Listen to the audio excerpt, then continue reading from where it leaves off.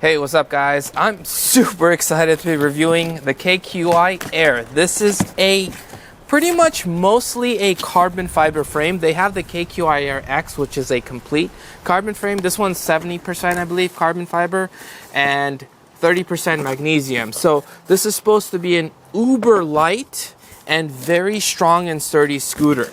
So it has up to 700 watts of max power, can go up to 20 miles an hour, has a range of about 31 miles, up to 31 miles. So I'm very excited. I could see all the carbon fiber here. I mean, this thing looks legit. I can already feel how light it is just from the stem itself. Oh my God. I think this is the lightest scooter I've ever tried to lift. I mean, I'm literally holding it with one hand. So we have the manual, gives us some information, English side. We got the screws and the Allen wrench. And we have the battery charger. It is 100 to 240 volts. Output is 54.6 volts at 2 amps. So if you multiply those two numbers, you do get the wattage, which is slightly under 110 watts. That's the plug right there. And we have the USA plug, and I labeled it myself on this side because I have a bunch of chargers. But yeah, that's pretty much the power plug. And it comes with 2 keys, and you do need this to turn on the scooter. So it's basically an anti-theft device.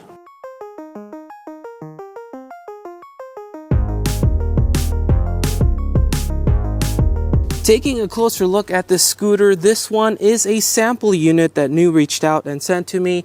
It has been previously reviewed, so there is some wear and tear on it, as you guys could see right here and along some other stuff. But generally speaking, it is in fairly good condition. Now, if you guys get a new one, it should come in better condition than this one. So we have the tail lights, we have carbon fiber, we have more carbon fiber right here, motors in the back, 9.5-inch pneumatic tires. We have the folding mechanism that would latch on right there. Carbon fiber, we have the kickstand, very nice and sturdy. We have the charge port right here. I love the fact that this is magnetic, it just stays closed. At least I think it feels magnetic. But stays shut, which is really good. Carbon fiber right here. We have disc brakes in the front. Folding mechanism right here. Carbon fiber right here as well. We have the screen, we have the controls, and we'll go over all of that in a second. But this is basically how you turn it on.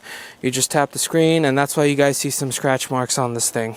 For the controls, we have our front disc brakes, we have our power button. If I hold it, it actually does nothing.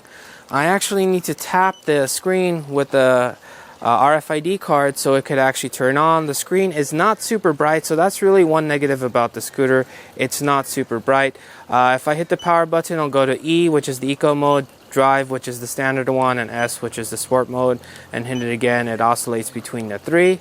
If I double tap, it'll turn on the lights, and double tap again, it'll turn off the lights. And then we have our signal indicators right here, which does show up right there. It shows up on the screen as well, but it's actually really hard to see.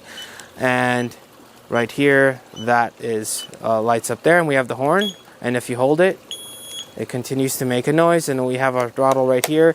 It is a kickstart, so I do need to go 2-3 miles an hour for this to actually work as a safety feature. Okay, so when you turn on the scooter, this part also lights up, and it gives you your battery indicator right there. If I hold the brakes, it does flash red. If I turn on the signal, it does flash an amber light color to indicate that I am signaling. So it's another indicator right there, which is nice. Now, to fold the scooter is pretty straightforward. You pull this up, you push this down. Now, when you get here, this won't actually fold because there's a little hook. So you actually have to, while you're actively pushing it all the way down, then the stem comes down, and then you slide this in and let it go, and then it comes back in, and then boom. And again, as you guys could tell, this scooter it's so light, I'm like literally letting go. Don't try this at home, by the way. But I just want to show you guys this thing is extremely light. And when you bring it back, that hook goes in, so it keeps the stem, but obviously lock it before you go riding. So this is the full folding mechanism. Alright, acceleration on E, maxing out 9-10 miles an hour. Let's go to D.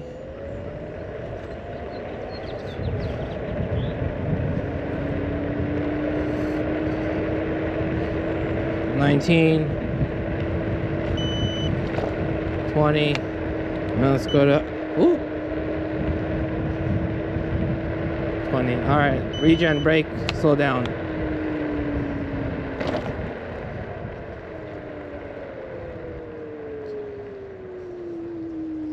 Pretty fast. All right, let's do a regen and a brake slow down.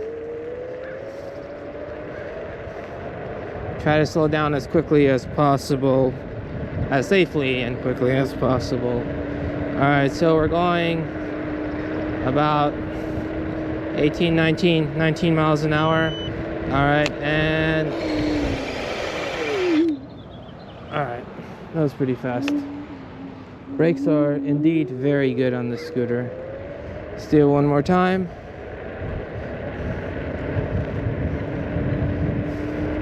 $18, $19, $20, and I mean, it's so good that I have to worry about like falling off. Like, you almost have to be careful. Not almost, you do have to be careful. No, brakes are legit on the scooter. So this hill is something the budget scooters suffer and the performance scooters do not. Now, the scooter is light, but unfortunately I'm not. So it's still going. I mean, we're going 14. It's not too bad. 13. Let's see if I'm gonna have to do the zigzag. I think it will get me up the hill. I just want to know if I need to do the zigzag or not. We're at 12 miles an hour. The cars are passing us with these. And granted, they'd be passing us with these either way. Oh, we got some horses on the side. I don't know if you guys can see that. Actually, it's yeah, the motor is fairly powerful. Again, for a very lightweight scooter, I'm going 11 miles an hour. I don't have to do the zigzag, and this is kind of the main stress test of the lighter scooters, basically. Now, this scooter is not a super budget scooter. It's between a budget and a mid-range, and probably closer to a mid-range, but I don't know. It's between budget and mid-range, because in my mind, budget is like around 1,000 and less, and the super budgets are like 400 or less, 400 or 500. All right, 21. And I feel like something kicked in, like the regen or something kicked in.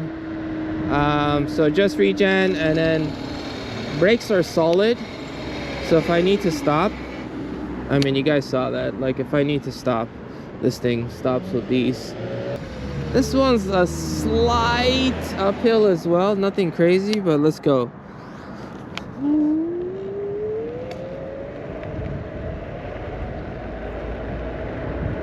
$15, $16, $18, $19, and $20. So, and then cruise control kicked in, so I don't have to hold the throttle. I'm not a fan of cruise control though on scooters typically. I mean, this throttle is, it's very good. It's very comfortable, and I can control how fast or how slow I want to go. So I kind of don't like that, and it's pretty comfortable for me to hold even for longer periods of time. So I don't know, I mean, some people like cruise control. I'm not a fan of it on scooters. All right, let's do a little bit of off-roading. I'm gonna go full speed on the grass.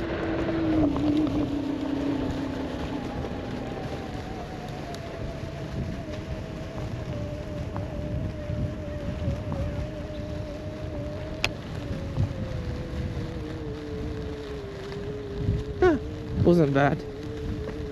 Handle the grass like a champ. All right, let's see if we could do this hill. We're gonna start at 16 miles an hour, because if I start at 0, it's probably gonna have trouble going up this hill. I mean, this is a hill that I don't try the budgets on this, because most of them can't do it. Let's see what this one's. Yeah, see, I mean, this one's even slowing down to 9, but wow, it's actually, again, I'm 200 pounds.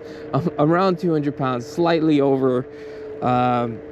So around 91, 92 kilos.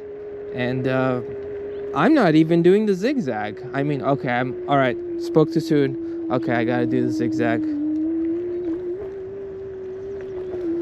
But this is a hill I wouldn't even attempt with the other scooters.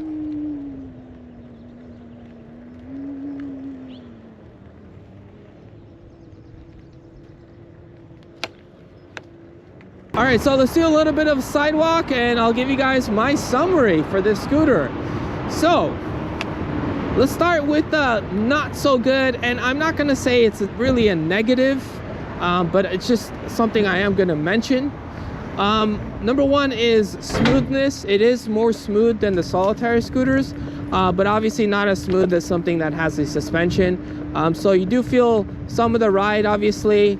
It is a little bit on the bumpier side, but the pneumatic tires kind of help with the basically, you know, some of the bumps essentially. So absorb some of that, but again, not super comfortable. Now they could have added a suspension to this thing, but it would have made it heavier, and they were really going for portability, and hence the reason to use carbon fiber materials, right?